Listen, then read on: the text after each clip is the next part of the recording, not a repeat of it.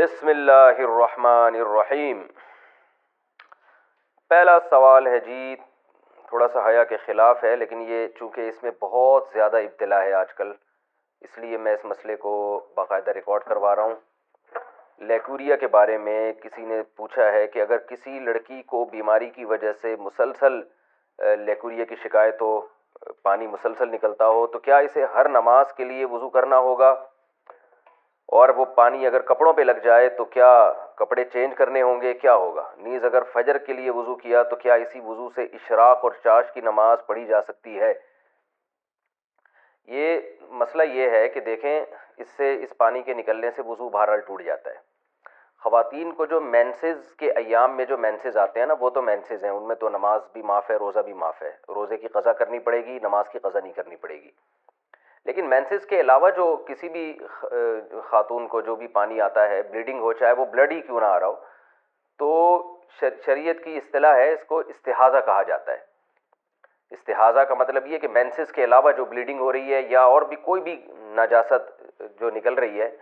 وہ سب استحاضہ ہی کے حکم میں آتی ہے۔ تو اس میں شریعت کا حکم یہ ہے کہ عورت پر لازم ہے کہ وہ اپنے کپڑوں کو بھی پاک کرے اور اپنے جسم کو بھی پاک کرے اور پراپر وضو کر کے نمازیں پڑھے۔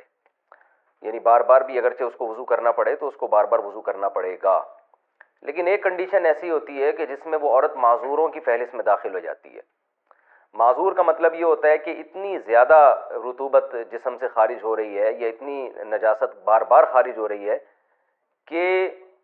نماز کا پورا ٹائم گزر جائے اور آپ کو اتنا ٹائم نہ ملے کہ آپ باقاعدہ وضو کر کے پاک کپڑوں میں نماز پڑھ سکیں۔ میں دوبارہ اس کو آسان لفظوں میں بتاتا ہوں۔ یعنی زندگی میں کبھی بھی ایسا ہو جائے نا کہ نماز کا پورا ٹائم آپ کا گزر گیا اور آپ پاک کپڑوں میں اپنے آپ کو پاک کر کے وضو کر کے نماز ہی نہیں پڑھ پا رہے ہیں۔ مثال کے طور پر ہم مغرب سے عشاء کی نماز کا ٹائم لے لیتے ہیں، یہ بہت تھوڑا ہوتا ہے۔ فار ایگزامپل، سورج غروب ہو رہا تھا 6:30 پہ اور عشاء کا وقت داخل ہو رہا ہے 7:30 پہ، تو 1 گھنٹے کا ٹائم آپ کے پاس ہے۔ ایک مثال دے رہا ہوں میں سمجھانے کے لیے۔ اب کسی خاتون نے 6:30 بجے وضو کرنے کے لیے مغرب کی نماز کا یعنی ارادہ کیا اور وضو کرنے کے لیے وہ گئیں۔ اب انہوں نے دیکھا کہ بھائی میں وضو کر کے مصلی تک پہنچتی ہوں اور مجھے یہ پانی آنا شروع ہو جاتا ہے، یعنی میرے کپڑے ناپاک ہو جاتے ہیں کیونکہ اس پانی کے نکلنے سے وضو ٹوٹ جائے گا۔ تو انہوں نے دیکھا کہ بھائی میں جیسے ہی مصلی تک پہنچتی ہوں، نماز پڑھتی ہوں، یا تو نماز سے پہلے یا نماز کے دوران، یعنی سلام پھیرنے سے پہلے ہی جو ہے وہ وضو ٹوٹ جاتا ہے۔ تو وہ دوبارہ وضو کریں، پھر نماز کے لیے جائیں تو دیکھا پھر جو ہے نا اس طرح وضو ٹوٹ رہا ہے۔ تو 1 گھنٹے کے دوران ان کو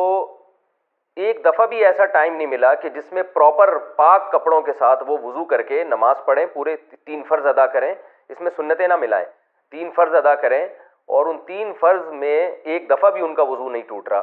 یعنی ہر دفعہ وضو ٹوٹ رہا ہے، تو یہ اس کی علامت ہے کہ بھائی وہ نماز کا ایک ٹائم بھی، یعنی نماز کا پورا ٹائم ان پہ گزر گیا اس حال میں کہ ان کے لیے پاک ہو کر وضو کرنا پاسبل ہی نہیں رہا ہے۔ تو شریعت ایسی خاتون کو حکم دیتی ہے کہ یہ معذور میں داخل ہے۔ تو ایک ٹائم بھی نماز کا اگر اس حالت میں گزر گیا، جیسے مغرب کا ٹائم بہت تھوڑا ہوتا ہے، کسی نے تجربہ کر کے دیکھا بھائی 6:30 سے لے کر 7:30 تک 1 گھنٹے کا ٹائم ہے نماز کا، اس میں نماز قضا ہو جائے گی، تو اس پورے ٹائم میں کسی خاتون کو یہ اندازہ ہو گیا، یہ یعنی اندازہ لگانے کے لیے یاد رکھیں، یہ ضروری نہیں ہے کہ پریکٹیکل کریں بھی وہ، یعنی بار بار جائیں وضو کریں، ایسا کر لیں کہ ایک دفعہ وضو کر کے پوری نماز پڑھ کے دیکھیں کہ اس میں ٹائم کتنا لگتا ہے۔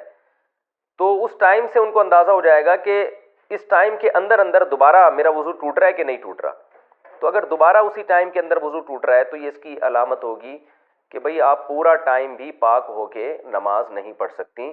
لہٰذا ایسی کنڈیشن میں آپ شریعت میں معذوروں کی فہرست میں داخل ہو جائیں گی۔ تو آپ پر پھر یہ شریعت یہ حکم دیتی ہے کہ جب ایک دفعہ بھی ایسا ہو جائے تو اب ایسی خاتون کے لیے پورے ٹائم کے لیے ایک دفعہ وضو کافی ہے۔ وہ ایک دفعہ وضو کریں، اسی سے فرائض بھی پڑھیں، سنتیں بھی پڑھیں، نوافل بھی پڑھیں۔ جب وہ ٹائم گزر جائے گا تو اگلی نماز کے لیے ان کو دوبارہ وضو کرنا پڑے گا، اور جس مرض میں وہ معذوری میں مبتلا ہوئی ہیں اس مرض کی وجہ سے یعنی اس لیکوریا کی وجہ سے وضو نہیں ٹوٹے گا۔ تو یہ مسئلہ ہے معذور کا۔ اب ایک دفعہ جب یہ ہو گیا نا، جیسے مغرب سے عشاء کے دوران تجربہ کر کے دیکھ لیا بھائی پورا ٹائم گزر جاتا ہے اور اتنی فرصت نہیں ملتی کہ پاک ہو کے نماز پڑھ سکیں، تو اب یہ نہیں کہ ہر نماز میں اتنا ٹائم گزرے، ایک نماز میں بھی جب اتنا ٹائم اتنا ٹائم گزر چکا ہے کہ آپ پاک ہو کر وضو نہیں کر سکتے،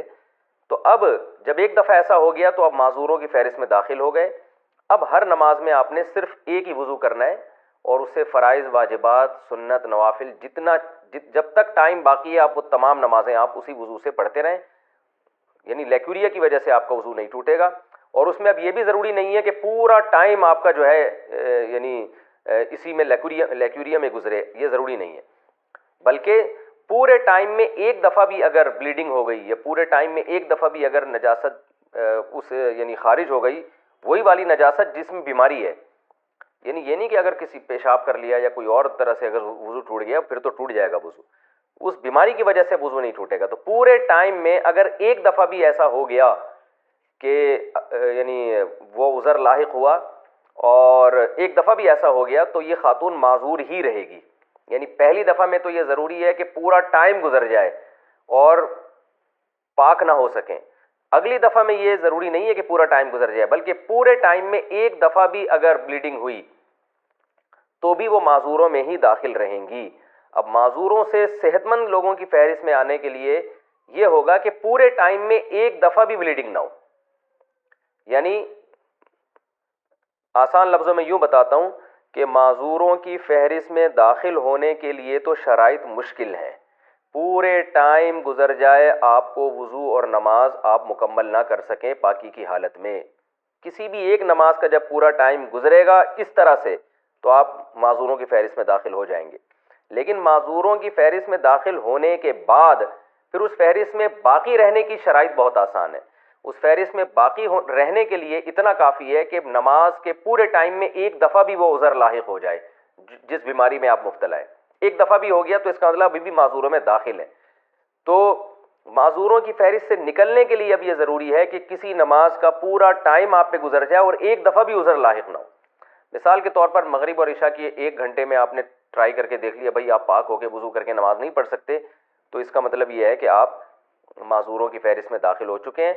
اب آپ نے دیکھا کہ عشاء کے وقت سے لے کے صبح صادق تک پورا ٹائم گزر گیا، ایک دفعہ بھی اگر لیکوریا ہوا ہے اور بلیڈنگ وغیرہ ہوئی ہے تو بھی آپ معذور ہیں. اور ایک نماز کا ٹائم ایسا آیا جیسے ظہر سے لے کے عصر تک کا ٹائم، پورا ایسا ٹائم آ گیا کہ اس میں ایک دفعہ بھی بلیڈنگ نہیں ہوئی، تو اس کا مطلب آپ دوبارہ صحت مند لوگوں کی فہرست میں داخل ہو گئے ہیں اور وہی حکام ہیں جو صحت مند لوگوں کے ہوتے ہیں. تو یہ جو میں نے مسئلہ بیان کیا یہ صرف لیکوریا کی مریض خواتین کا نہیں ہے، بلکہ ہر وہ شخص جو معذور ہو، چاہے مرد ہو یا عورت. بعض مردوں کو یہ بیماری ہوتی ہے، پیشاب کے قطرے ان کے ٹپکتے رہتے ہیں، بار بار وضو ٹوٹتا رہتا ہے. بعض لوگوں کو گیس کی بیماری ہوتی ہے، ہوا بہت زیادہ خارج ہوتی ہے ان کی پیٹ سے تو وہ وضو نہیں روک سکتے. بعض لوگوں کو کوئی زخم ہے جس میں پیپ پڑ گئی اور وہ پیپ نکل کے بہتی رہتی ہے. تو سب کا یہی حکم ہے کہ پورے ٹائم میں اگر ایک دفعہ بھی آپ کو ٹائم نہیں ملا پاک ہو کے وضو کرنے کا تو اب آپ معذوروں میں فہرست میں داخل ہو گئے. اب ہر نماز کے لیے بس ایک وضو کیا کریں، اور وہ جو عذر آپ کو لاحق ہوا ہے جیسے کوئی زخم ہے جس سے پیپ نکلتی رہتی ہے یا کوئی جو ہے پیشاب کے قطرے نکلتے رہتے ہیں کسی کو، تو اس عذر سے پھر اس کا وضو نہیں ٹوٹے گا، پورے ٹائم کے لیے ایک وضو کافی ہے. اور ہاں کوئی نماز کا پورا ٹائم ایسے گزر گیا جس میں ایک دفعہ بھی وہ عذر لاحق نہیں ہوا تو پھر ایسا شخص یا ایسی خاتون دوبارہ صحت مند لوگوں کی فہرست میں داخل ہو جائیں گی. میرا خیال ہے سمجھ میں آ جانا چاہیے. اتنی تفصیل کے بعد پھر بھی نہ آئے تو یہ جو ہے پھر بھی نہ آئے تو پھر دوبارہ اس کو سمجھنے کی کوشش کریں، اور میں کیا کہہ سکتا ہوں.